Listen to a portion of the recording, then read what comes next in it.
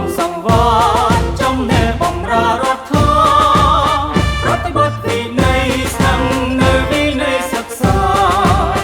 ฝึกหัดកីឡាកាយសម្បទាពង្រឹងសុខភាពតាំងចិត្តខំសិក្សាគ្រប់មុខវិជ្ជាជំនាញក៏បា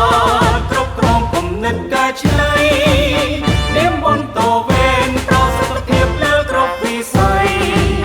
សិលធម៌វិន័យអត្តចរិតមើលមិនរៀបសាររៀនពួកយើងខំរៀនទាំងទ្រឹស្ដីនិងក៏ប្រតិបត្តិ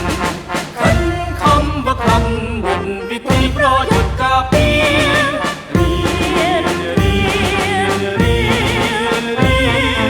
ពួកយើងខំរៀន4 ឆ្នាំរៀននៅក្នុងសាលាបណ្ឌិតសភា